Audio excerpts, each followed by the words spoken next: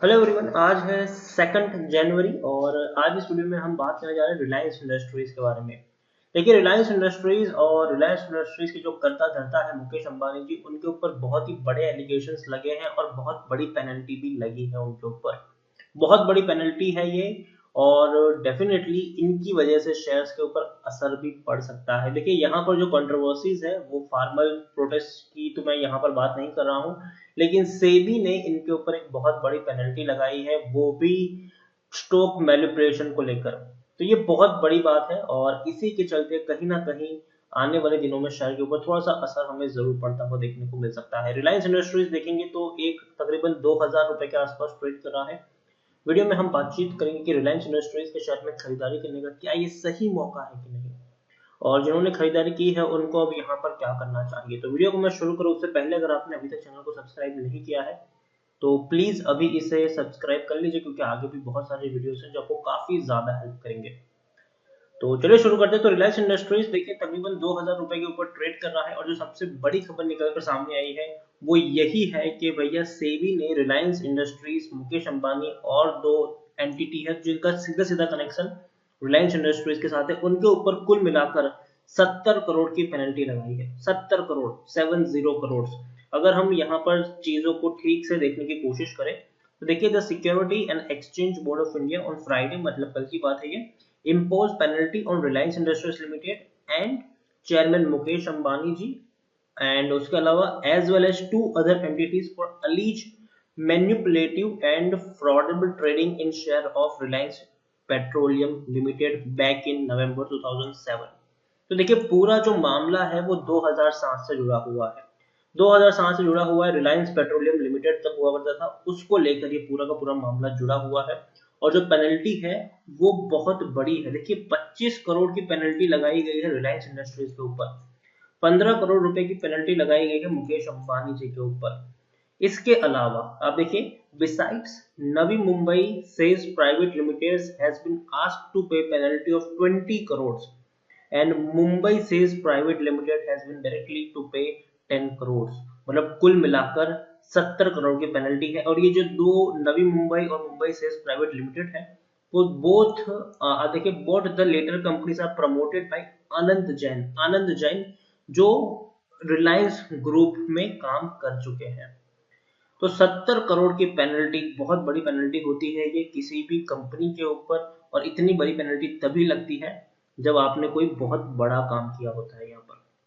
और इसी के चलते आप देख सकते हैं, एक्चुअली मामला ये था 2007 की, अगर हम बात तो आप देखिए, the case pertain to sell and purchase of RPL share. RPL मतलब जो रिलायंस पेट्रोलियम लिमिटेड जो है उसको लेकर है, RPL share in cash and the future segment in November 2017।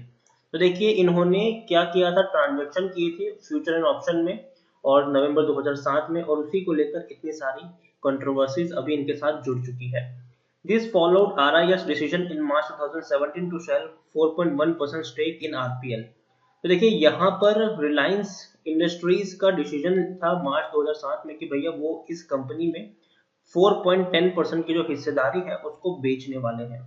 तो डेफिनेटली जब कंपनी इंटरनली कोई डिसीजन लेती है और ये डिसाइड करती है कि भैया हम इतनी सारी होल्डिंग बेचेंगे, तो कहीं ना कहीं जब इतनी सारी होल्डिंग बेची जाती है तो शेयर के प्राइस पर असर पड़ता है, शेयर गिरता है।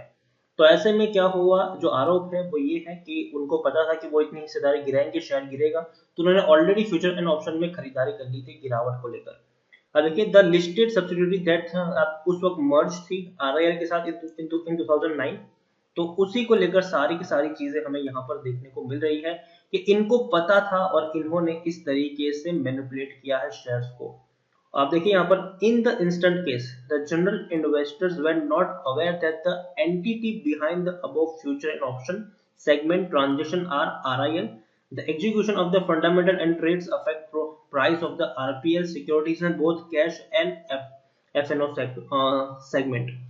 देखिए, सीधी सीधी यहाँ पर बात है, जो आरोप ये लगे हैं कि कंपनी इतनी बड़ी क्वांटिटी बेचने वाली थी और इसी के चलते जो गिरावट आने वाली थी, तो कंपनी ने फायदा उठाया और फ्यूचर एंड ऑप्शन में ट्रेड ले लिया और बहुत बड़ा ट्रेड लिया, जिसके चलते कंपनी को डेफिनेटली उस वक्त फायदा भी हुआ था। तो जो अगर हम देखा जाए तो डेफिनेटली इलीगल तरीके से है, लेकिन आरआईएल भी अपना पक्ष यहाँ पर रख रहा है। देखिए पूरी की पूरी जो बात है वो सेबी के द्वारा बताई गई है। आरआईएल का अपना एक पर्सपेक्टिव होगा, वो डेफिनेटली आपको इसके बारे में भी अपडेट मिल जाएगी। यहाँ पर अगर हम देखें तो पिछले एक महीने से कोई बड़ी तेजी नहीं है, 2% का ही ग्रोथ है, लेकिन एक साल में 31% का ग्रोथ यहाँ पर ग्रोथ है। 880 रुपए से उठकर शेयर बहुत ही बड़ी तेजी दिखा चुका है, 2300 रुपए तक पहुंचे, लेकिन पिछले 2-3 महीने में अगर हम देखें तो कोई खासा बड़ा इंप्रूवमेंट हमें यहाँ पर देखने को नहीं मिला। इवन 5-6 महीने में देखें तो कोई खासा बड़ा इंप्रूवमेंट यहाँ पर नहीं आया है, शेयर ऑलमोस्ट फ्लैट ट्रेड कर रहा है। सबसे बड़ी कंपनी है इंडिया की, 12,60,000 करोड़ से भी ज्यादा का इसका मार्केट कैप है, लार्ज कैप शेयर है ये। वॉल्यूम ट्रेड भी 46 लाख से भी ज्यादा के इनके वॉल्यूम ट्रेड हमें देखने को मिल रहे हैं। और प्रमोटर की मैं बात करूं तो प्रमोटर भी हर क्वार्टर में सिर्फ और सिर्फ खरीदारी ही कर रहे हैं। अब देखिए 50.49% की प्रमोटर की होल्डिंग है और प्रमोटर हर क्वार्टर में सिर्फ और सिर्फ बाइंग ही कर रहे हैं। यहाँ पर एफआईएस के पास भी अच्छी खासी होल्डिंग है, 25.20% की होल्डिंग एफआईएस यहाँ पर ओन करते हैं, 5.12% की होल्डिंग म्यूचुअल फंड, 5.92% की होल्डिंग इंश्योरेंस कंपनी ओन करती है। ओवरऑल अगर हम देखने जाए तो डिविडेंड भी अच्छा खासा पे कर रहा है कंपनी। अगर हम देखें तो अभी जो सिनारियो है वो थोड़ा सा, अगर टेक्निकल रेटिंग अभी भी शानदार है, लेकिन according to Moneycontrol user situation अब यहाँ पर उलट हो चुकी है। सिर्फ 35% लोग खरीदने की सलाह दे रहे हैं, जबकि 63% लोग आपको यहाँ पर बेचने की बात कर रहे हैं, और 2% लोग आपको होल्ड करने की सलाह भी यहाँ पर दे रहे हैं। उसके अलावा देखिए अगर आप इनके रेवेन्यूज पे जाएंगे, प्रॉफिट पे जाएंगे, तो ये वो कंपनी है जो सबसे बड़ा प्रॉफिट कमाती है। अब देखिए हर क्वार्टर में इस कंपनी ने बड़े से बड़ा प्रॉफिट आपको कमा कर दिया है, 9,000 करोड़ से लेकर 10,000 करोड़ तक के बड़े प्रॉफिट आपको हर क्वार्टर में देखने को मिलते हैं। प्रमोटर की भी अच्छी खासी होल्डिंग यहाँ पर है, और प्रमोटर अपनी होल्डिंग को हर क्वार्टर में इंप्रूव कर रहे हैं, बढ़ा रहे हैं।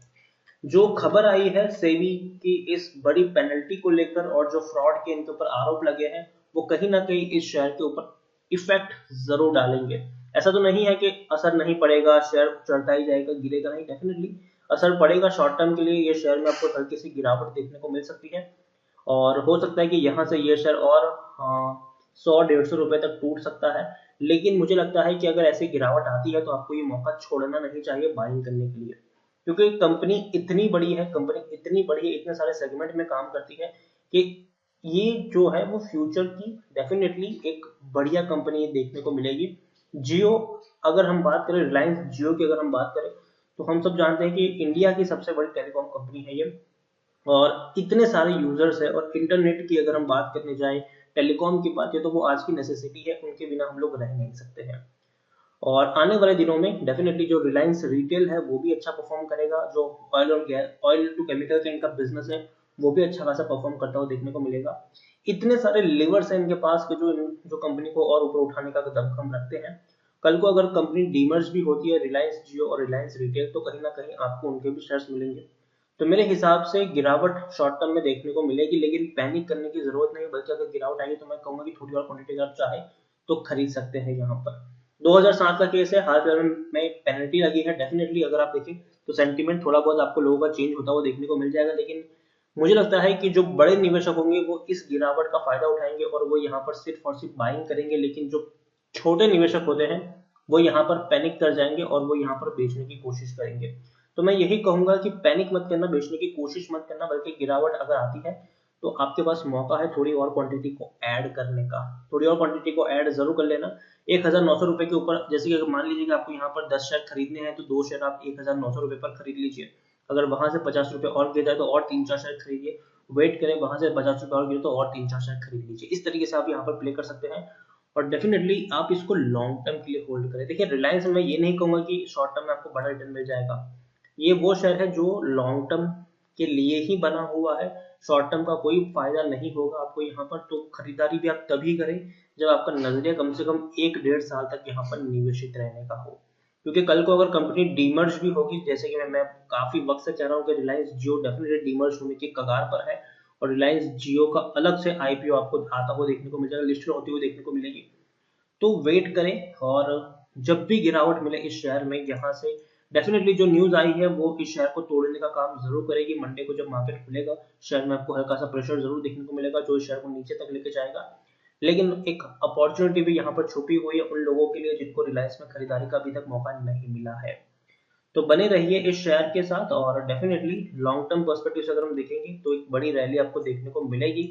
और जिस बिजनेस में है, जिस सेगमेंट में कंपनी काम करती है, टेलीकॉम की बात करें, रिटेल की बात करें, या फिर ऑयल टू केमिकल के बिजनेस की बात करें, वो कभी बर्बाद होने वाले बिजनेस नहीं है, बल्कि वो ओवर द पीरियड और बेहतर और बड़े होते हुए देखने को मिल जाएंगे। तो वीडियो को यहीं पे एंड करूंगा। पसंद आया तो प्लीज लाइक और शेयर करें। चैनल पर अगर आप पहली बार आए हैं तो प्लीज सब्सक्राइब करें, और रिलायंस इंडस्ट्रीज के बारे में क्या सोच रहे हैं वो भी आप मुझे कमेंट में लिख कर बता सकते हैं। Thank you.